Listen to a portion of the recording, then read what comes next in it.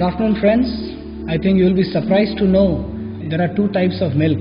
There is A1 milk, which is produced out of Jersey, Holstein, and there is a Indian version of the cow, which is the Desi cow, which has a hump on its back, and that cow is the source of the A2 milk.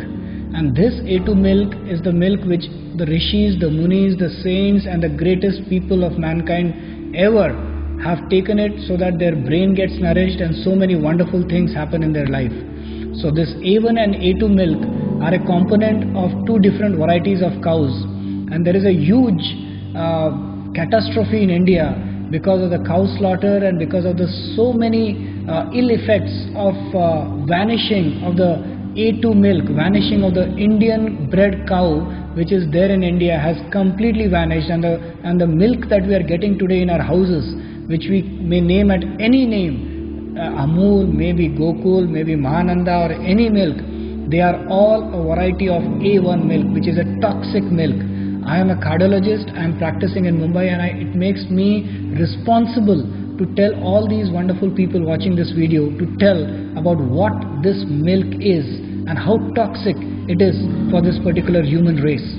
And it is very rightly labeled as white poison in the European countries, and still in India there are great people importing Indian cows from India and getting them to rear in New Zealand, in Australia, in Brazil.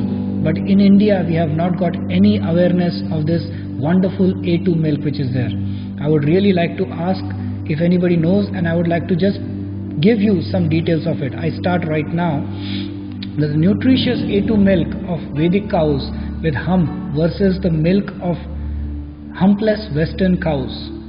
So A1 milk is toxic casein protein, beta cosmorphin 7, harmful peptide B7, BCM7 of A1 milk, Surya Ketu nadi of Vedic cow, fragrant smelling Indian humped cow with sebum glands.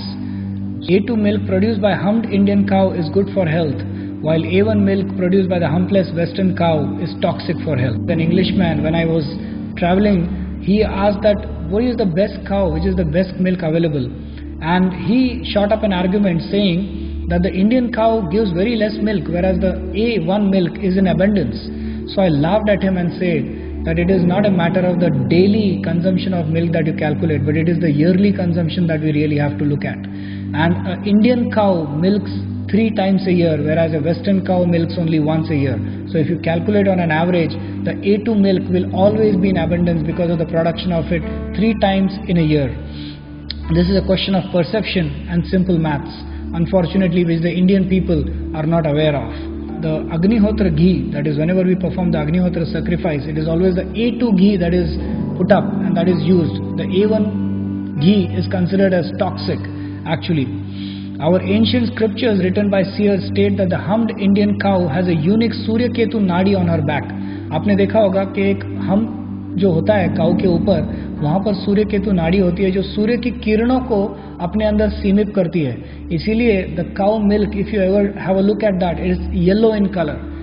That's why, because of the content of the Surya, the greatness of the Surya rays which it accumulates by the Surya Ketu nadi, and we drink that beautiful milk which nourishes our whole body like a mother. She nourishes us. Similarly, the gomutra of urine of a cow has good effect only if the urine is from a humped cow. The urine produced by a humpless cow is toxic. So gomutra drinking cow's urine as an elixir, vadakayal.